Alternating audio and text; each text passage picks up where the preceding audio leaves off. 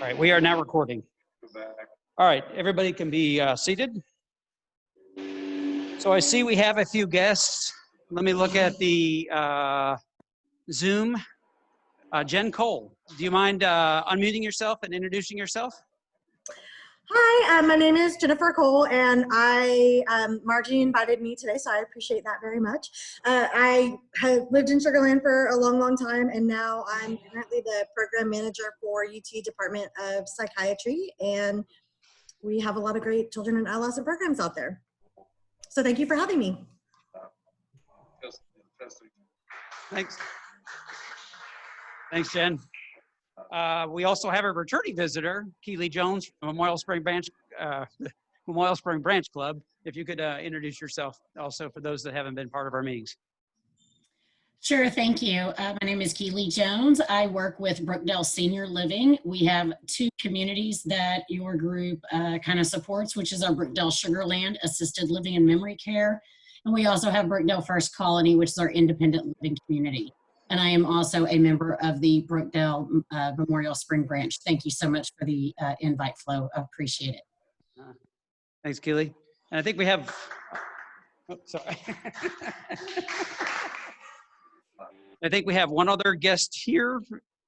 And I didn't get your name when you came in. Joe? Joe Kneff, yes. You could just introduce yourself. Hey, Tracy Walker. I'm Joe Kneff. I'm a guest of Jared Bobby's. We're neighbors in the Riverbend North subdivision. Thanks for the invite. Oh, what do? I'm a financial advisor with Raymond James and Associates. Thank you. Thanks, Joe. All right, so I'm going to turn the mic over to Marvin so he can introduce our guest speaker today. Thank you. Perhaps a few of you recall what the school board was like in 2004. I know that Jim Rice remembers that because he and I were working together with the Chamber of Commerce Education Division, and he began to observe and began to be concerned and began to realize there's got to be a better way. And after about 5 years of preparation, in 2010, he ran for and was elected to position 3 for the school board. He has served continuously in that role and been reelected several times. Jim is symbolic of what our school districts and our school boards need throughout the state. And as a matter of fact, this year, he will become the chairman of the board of the Texas Association of School Board Members. A real compliment to him, but a real compliment to Sugar Land, to Fort Bend ISD. And we're facing some difficult times with the COVID-19, and each of us are affected in one way or the other. The school district, representing thousands of employees and thousands of students, is affected beyond all belief. And Jim agreed to come in and spend a few minutes and tell us what we have in store to accommodate the varying divergent issues that the school board is having to deal with.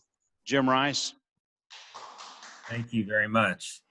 Thank you, Marvin, and thank you, Todd, for inviting me here today. Thanks, all of you. I would be there in person, but I've got to get on another Zoom webinar immediately following this meeting. And so if I'm unable to answer all of your questions today, please feel free to reach out to me at jim.rice. First part is easy, jim.rice at Fort Bend, spelled out at Fort Bend, ISD.com.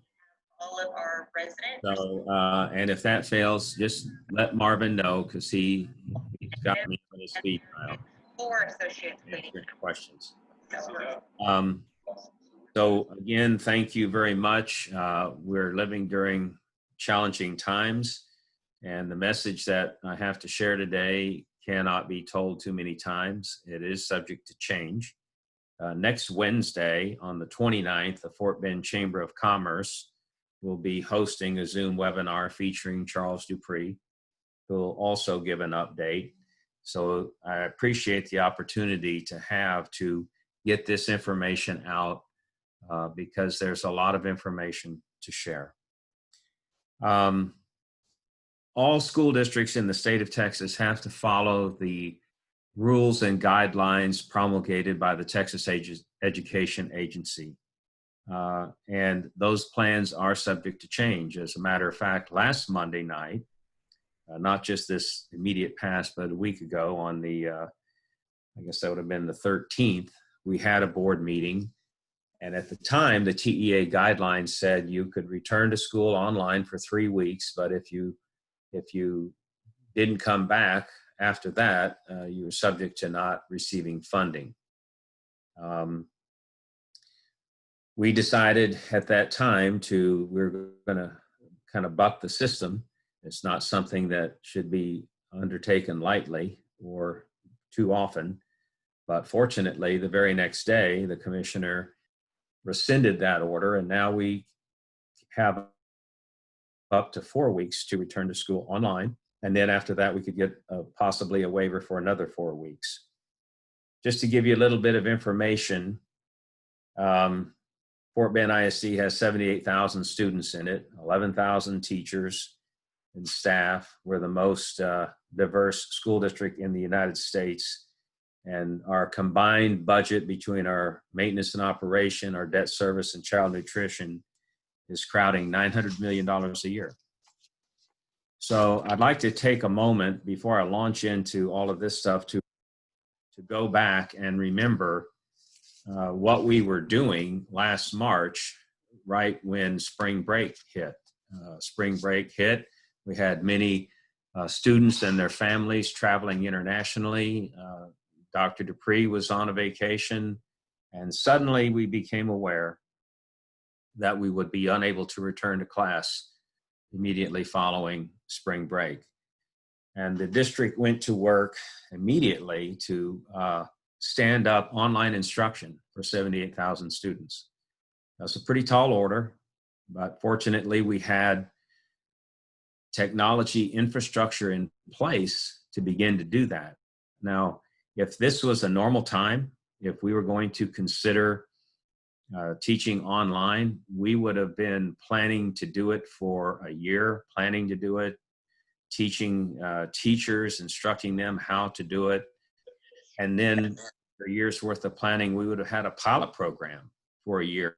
We could evaluate the type of learning that was had occurred the previous year before we would ever launch a full-blown district-wide initiative. But we didn't have that luxury, so we had to get it going. The district, as I said, it did have technology infrastructure in place. Most of our kids had access to computers and internet service at home, but not all. We passed out almost 7,000 laptops and almost 2,000 hotspots to serve families with 12,000 children. So we engaged about 98% of the student population. 2% we did not engage, and it was hard to get them to be engaged. Also during that time, the district served 10,000 meals a day at 23 sites. You could stop by and pick up meals, and there's a not-for-profit called Be a Champion. They were serving 6,000 meals a day. That's tailed off during the summer, but we have to be prepared to do that again in the fall. So fast forward to today. We're not making decisions in an ivory tower. The administration has done extensive parent survey in June. Things have changed since June. And they've communicated that with the board. And in fact, all of the plans leading up to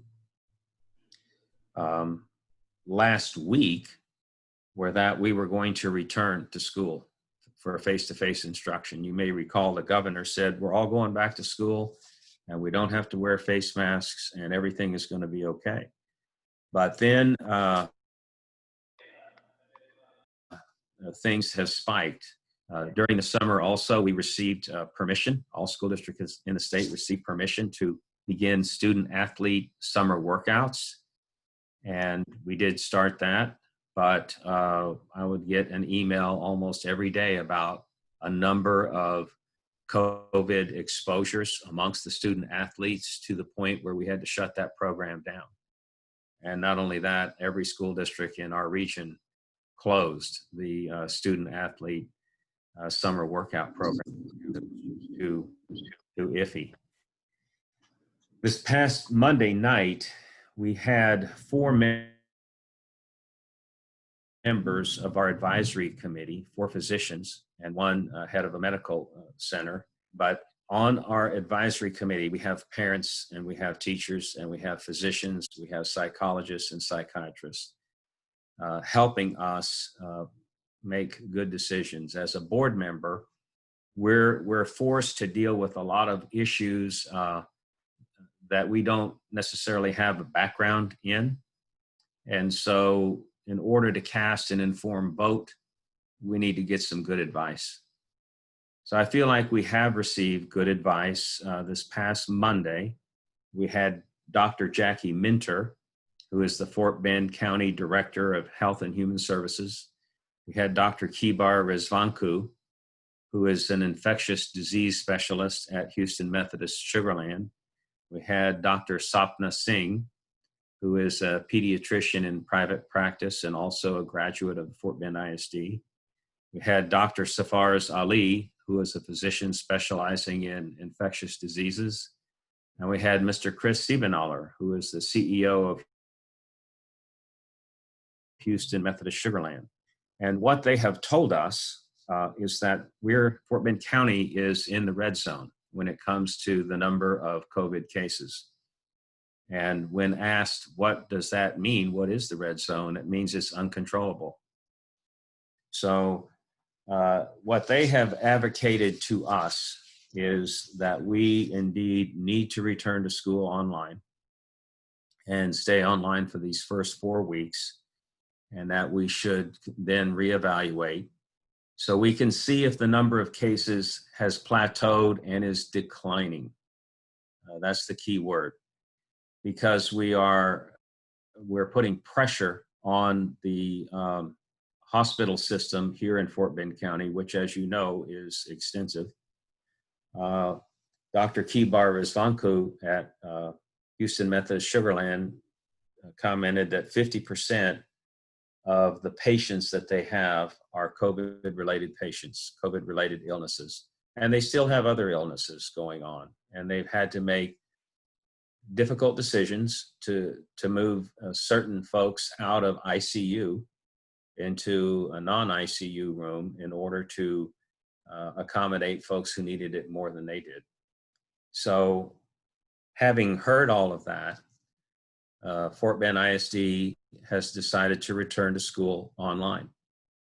And we will be online for at least the first 4 weeks, and we will reevaluate after that. Excuse me. So everyone, the main questions that we always receive, and I'm sure you have as well, is how long will we remain online? How are teachers going to teach? And what does synchronous instruction look like? What are parent expectations?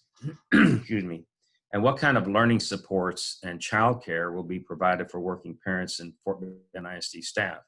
So with regard to how long are we going to be online, we will be at least online for the first 4 weeks of this school year.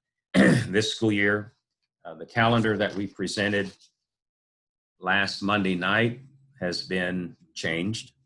And now the kids are going to come to school on August the 17th instead of August the 12th. And the reason that we're doing that is to provide several days of instruction for our teachers and preparation so that they can return to school and teach online. So we are asking our teachers to return to school and teach from their classroom as opposed to teach at home. it's better for them to be teaching from home. Many of them encountered challenges last spring that teachers who had children at home and were teaching from home, we asked them to do two jobs at the same time, teach their students and also be a parent. And it was challenging. And the teachers really went above and beyond in getting that done, but it was far from perfect. Also of note, each year we've got the STAR exams that we have our students take, and passing those exams. And effectively the TEA said, you know what, last year, forget about STAR exams, we're not going to do it. This year we are. And so when we go back to school online, we've got to have a more robust way for teachers to ascertain if learning is taking place. And so that is why we're asking them to teach from the classroom. However, teachers that have health concerns and or otherwise concerned about coming back, even though the students will not be there, we're not gonna force them to do it. It's just too iffy right now. But online instruction will begin on August the 17th.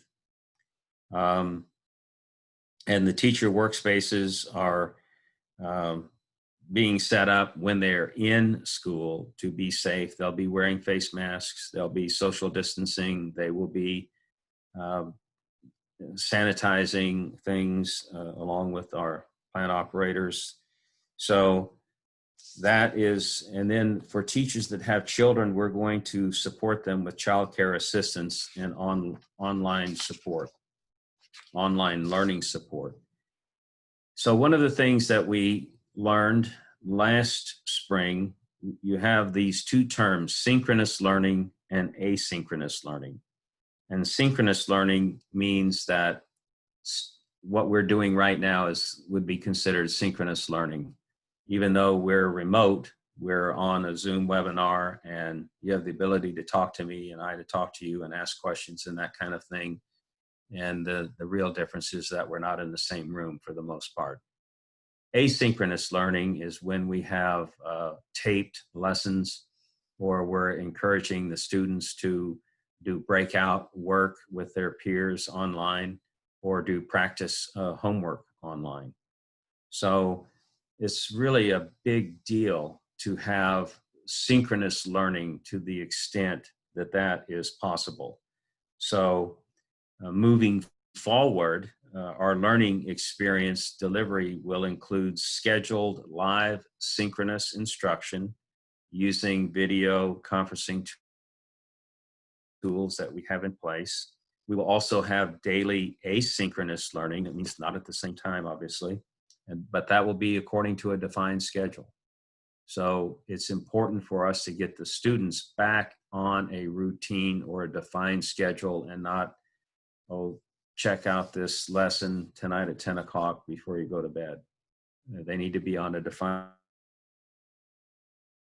schedule because it's school at some point. And then have just streamlined technology to support consistency and student engagement. So we've got a program called Schoology, which is a technical piece of software designed for K-12s. We're making it easier for the students to access that by having an improved course organization, regardless of the grade that you're in, having a standardized folder so it's easy to find the lessons, having a standardized communication system for parents when they're accessing Schoology to help their kids with homework, and then using the calendar and Schoology gradebook to monitor progress.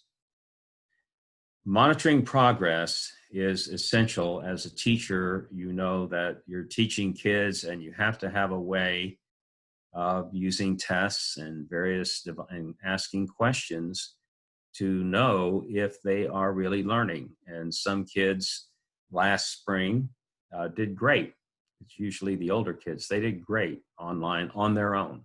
They're going to do great no matter what. But that's not all of our kids. So it's really important for us to have formative assessments to check daily on student progress. And all of that's going to be digital, interactive digital tools online, and making sure we get consistent and ongoing feedback, and that the grading practices that we employ will align to pre-COVID-19 practices. They've got to be ready to come back to school full time. So we measure, we don't measure days of school anymore. We measure minutes per week and minutes for the entire year. Pre-K through first grade, they're going to school 1,800 minutes a week. 825 minutes are asynchronous.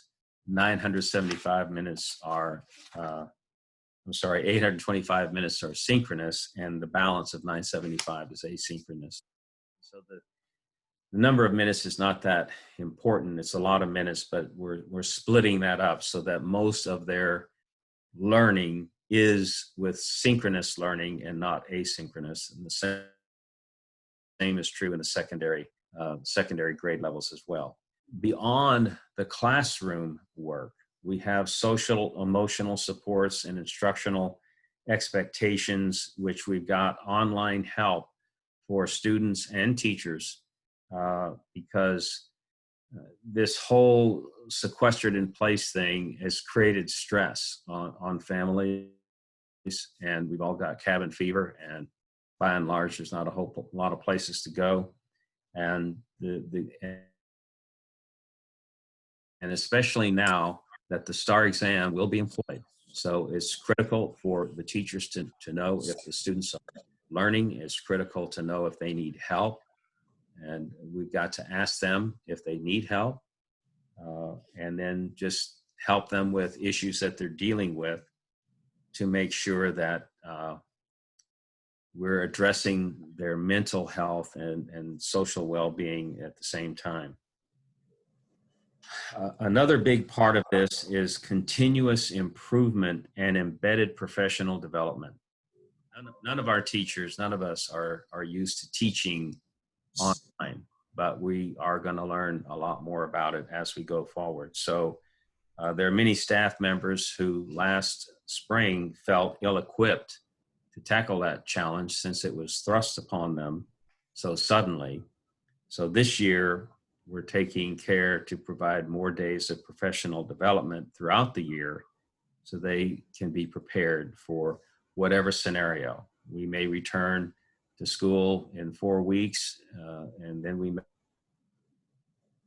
may have to be sequestered in place. Who knows what's going to happen with this COVID thing, but we got to be prepared for any contingency. So we are focused on providing a balanced and unbiased curriculum, building classroom culture, focused on health, safety, and wellness with instructional expectations, and so forth and so on.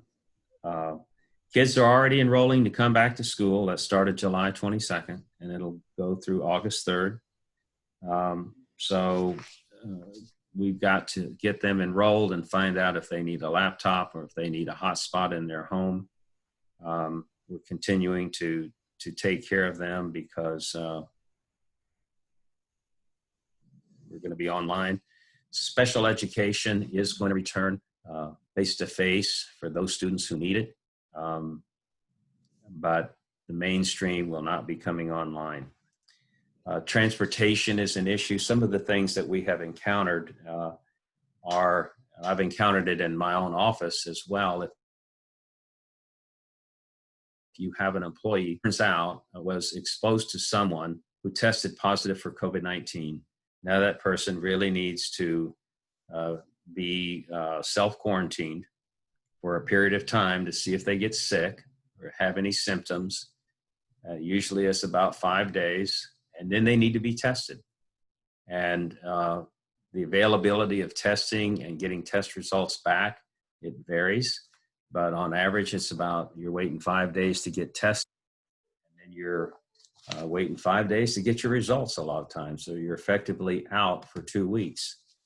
And so that was one of the key things that we decided how can we return students to school when so many student athletes were exposed to COVID-19 and we had to shut that down? How are we going to socially distance students when they are riding a bus? And how are we going to do it in the classroom? And a lot of different strategies were considered, such as in the average classroom today, to socially distance, instead of 22 students, we can only get 14 students and one teacher. So where do we get the spare classrooms from? Well, we thought, let's take the 5th grade students and move them out of the elementary school to the middle school, and then divide up the classes at the elementary with kindergarten through 4th grade. And then we'll take the 7th and 8th graders and move them out of the middle schools into the high schools. And we'll just have 5th and 6th graders at the middle schools. And then the lower classmen, lower classes and the upper classes will be on 2 days on and 3 days off on opposite schedules to do online instruction. Things like that were considered. There are problems with that. Namely, if I'm a teacher and my class just got divided into 2 different classrooms, we're short a teacher. How do I teach 2 students in 2 physically different classrooms? How do we keep especially elementary school children from touching their face, or making sure they wash their hands quite a bit, and wearing a mask and that sort of thing? So a lot of thought did go into that, and we have made the decision that we're going to start school online. That creates a lot of challenges for us in making sure that the online instruction is getting the job done. It creates a challenge for us with child nutrition. When I first got on the school board in 2010, 38% of probably back then about 68,000 students qualified for the federal child nutrition program. And today that's about 43% of 78,000 students. So hence why we handed out so many breakfasts and lunches during the summer or during last spring. So we're going to have to continue to do that. And the federal government provides some of that money, not all of it, but the lion's share. So another big thing, I need to tell you this, and you can, if I were there, you might throw stones at me, but we're not going to have any co-curricular activities for the first 4 weeks. That means no football. That means no sports. That means no marching band. And I received a lot of emails from people who are very unhappy about that. And they've told me they're going to move out of the district and vote me out of office. And I said, okay, sorry you feel that way, but if you want that to be effective, you need to reverse the order of that. If you move to Lamar, you're not going to be able to vote me out of office. So you better do it before you go. But still, our main goal is to keep students and staff safe. If a teacher winds up being exposed to COVID-19, they are going to have to be sequestered in place. And it may be that they don't test positive, but by then the damage is done, because now they've had to be at home for probably a week. They got to get tested, and maybe another week before they can come back. But all the students who are around that teacher in the classroom, they'll have to self-quarantine as well. And now we've got this huge issue of kids coming and going, and if we could try to find substitute teachers, what's that going to be like? And so we've made the decision that we're going online. We'll reevaluate at the end of 4 weeks. So the calendar is the teachers will report to work on Thursday, August the 6th instead of the 5th. And they're going to spend those next 6 days preparing for online instruction. Again, we have the STAR exams, and the kids need to pass those STAR exams. So the current adopted calendar includes 4 professional learning days and 1 work day for the students. Friday, September 25th is going to be a regular school day instead of the traditional county fair holiday. But it will be an asynchronous learning day for all students, so that if the county fair is going on, they can, as long as they're doing their homework asynchronously, which is at a different time, they could probably participate in that. I'm not sure if the county fair is going to be going on or not, but we're running short of days here. So then the last day of school is going to be May 26th. We did have a calendar prior to this one where we were looking at extending the elapsed amount of time from the start of school and the end of school. We had more, we called it intersessional days for intervention with our students. And that was going to cost us an additional $7 million. So we have a budget like everyone else. And we're trying to, we've discarded that schedule.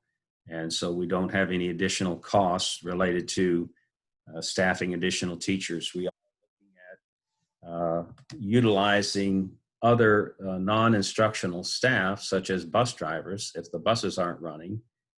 We do need to hang on to those folks because attracting and keeping bus drivers, all the bus drivers you need, is a challenge for every school district. It's hard to find them and hard to keep them because they're busy in the morning, then they're not doing anything, then they're busy in the afternoon. But rather than have them sit at home and watch TV, we're going to try to redirect their activities and assisting teachers with some of this student management, just making sure they're checking in on kids and doing other things to make themselves useful until such time that we return to school face to face and they're back to driving their buses again. We're trying to be as efficient as we can. So the key takeaways are school starting August 17th online. It will be for the first 4 weeks. We'll reevaluate at that time. We have an advisory committee that is made up, includes physicians. So we've got Dr. Fauci's information, we've got the Center for Disease Control information, and we have physicians who live and work and are invested in Fort Bend County, giving us good medical advice. These people are on the front lines. They know our community, and so we're heeding their advice. So school begins on the 17th online, and then hopefully we'll be returning. I don't know if we'll return in the 5th week. It's too early to tell, but they're advising us to hold off until the number of COVID cases that have spiked have plateaued and gone down before we do that. So I know I've talked a lot. It's a lot of information. I'll be happy to answer any questions anyone has right now. And if we run out of time, remember you can email me at jim.rice@fortbend, all spelled out, fortbendisd.com.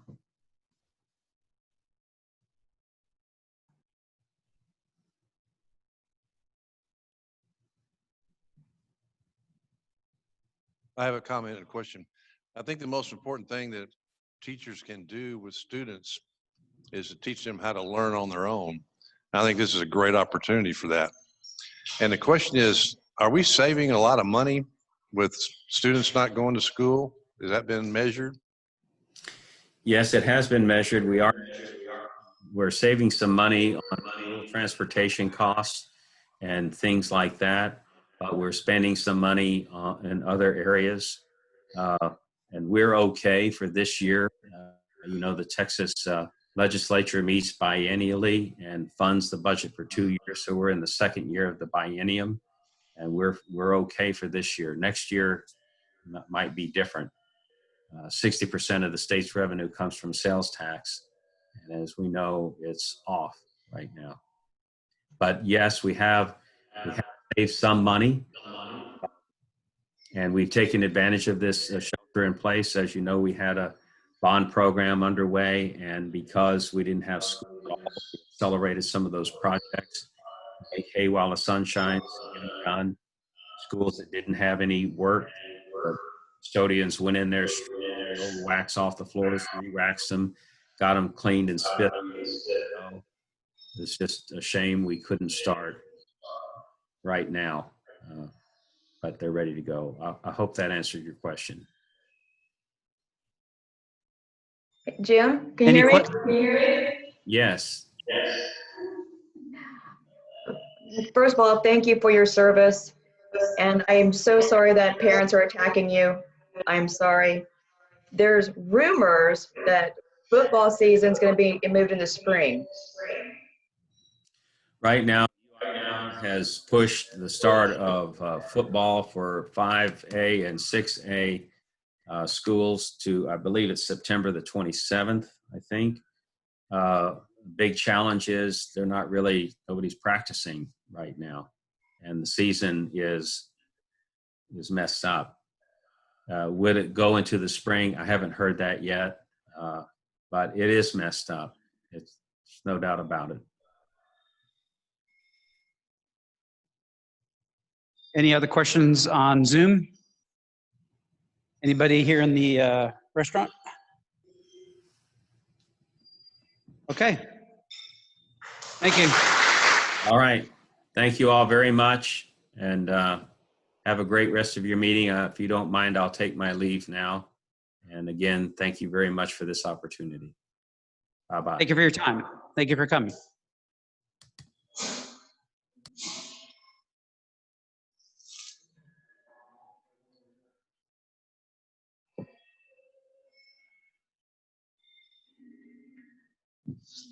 Okay. Is Allison, are you online? I'm here. There you are. Good. Could you go ahead and let us know who the birthdays, anniversaries, and rotiversaries are for this month? Absolutely. So we've got member birthdays: David Shaw on July 9th. Excuse me. Vlada Matson on July 15th. Courtney Holthalter on July 18th. Josh Griffin just a couple of days ago on July 20th. Lurleen Hawkins coming up this weekend on July 25th. Boucher Mickey on the 27th, and then Ward Pendleton on the 29th. We have anniversaries: Jack Brady and his wife, 53 years on July 1st. Natalie Lerner, 14 years on July 2nd. Robert Walters and his wife on 45 years on July 18th. And Kathy Henchman and her husband, 18 years on July 24th. And then we have 5 rotiversaries in July. Susan Barnes, 4 years on July 1st. Jack Brady, 43 years on July 1st. Todd Breton, 4 years on July 1st. Dean Carpenter, 31 years on July 1st. And then David Scanlon, 19 years on July 19th. That's it. Congratulations, everyone, and happy birthday.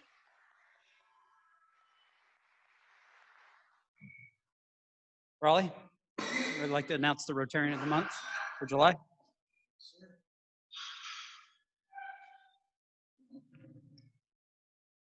All right. Another birthday that wasn't announced because she's not a Rotarian, but my own mom has a birthday today. So happy birthday, Mom. I'm here to announce our Rotarian of the Year, ended June 30th, 2020. This Rotarian really wanted to join a charitable organization in order to fill a want and a need to give back to the community in the area she lived in. She tried a few different organizations, and none of them really seemed to offer the community service that she really wanted to instill in her life. After being invited to attend and donate to our very own Rotary Fall Classic a few years ago, her husband, Nick, actually came to me and said she's looking to join an organization just like this. Can can she come to one of y'all's meetings? I said, absolutely. And I think she came to the very next meeting, if I remember, and loved what she saw and joined us almost immediately. She is quite entertaining, likes to try new things. She loves music. She's gone skydiving. She rides a Harley. She rides that Harley to my house sometimes to hang out with my wife. And she just really stepped it up this past year as a newer Rotarian who's never even been on the board. To get involved and take over the position of secretary is just huge. That is the hardest position in Rotary.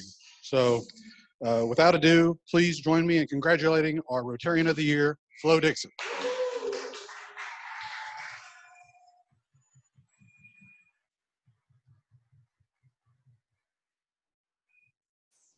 Back to you, Todd. Thank you, Raleigh. Rick Smith, do you have anything you want to talk about? I saw you online earlier. No? Rick, he disappeared. I can see his shade, but I can't see him. He's coming back. He's coming back. All right, so we'll pass. We'll go on. Is Ricardo online? Is Ricardo online?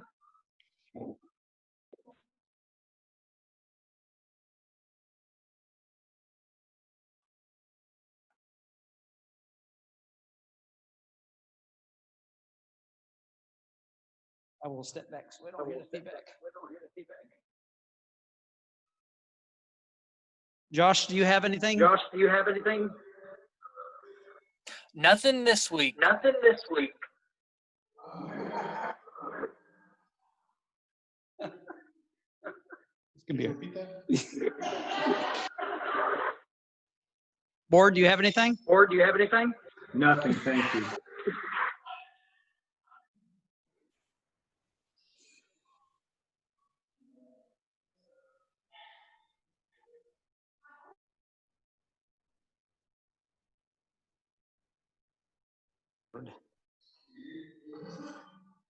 All right, Lynn, do you have anything?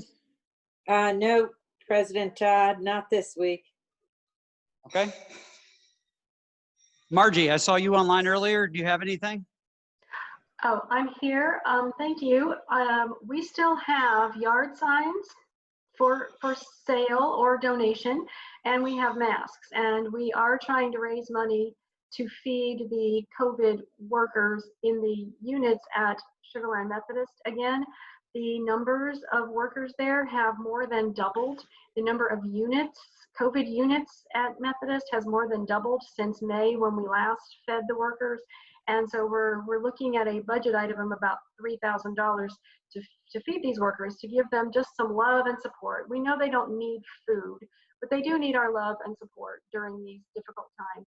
And so I would just ask if anybody can find it in their heart to make a donation toward this, because as you know, our budget, our Sugarland Rotary budget is kind of up in the air with Fall Classic being rearranged. But we do have the yard signs and the masks if anybody wants to get some of those in return for their donation. And I believe that's all I've got. Thank you. Thank you, Margie. Just to kind of piggyback on her, we've raised, and I don't know if you saw my message last night, we've raised $800 of the $3,000. So if you on Zoom or here in the room would like to donate money to that, so we don't have to take it out of our clump funds, just let myself know and we'll charge it to your account. All right, Flo, do you want to say anything about the 5K?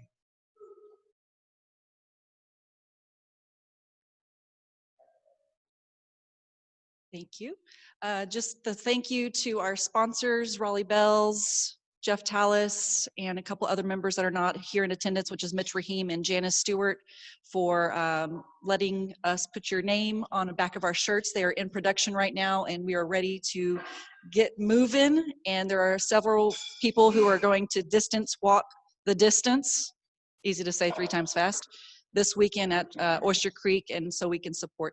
So thank you. Thank you, Flo. Any other announcements for the good of Rotary? All right, Mr. Tallis, could you lead us in the 4-way test? Everybody would please stand and join me in the things that we think, say, and do. Number 1 is the truth. Number 2, Is it fair to all concerned? Number 3, will it build goodwill and better friendships? Number 4, social to all concerned. And the Sugar Land 5th? Yes. Thank you, Mr. Tellis. So everybody have a great week. Be safe, be healthy, be bold, and do something different. Meeting adjourned.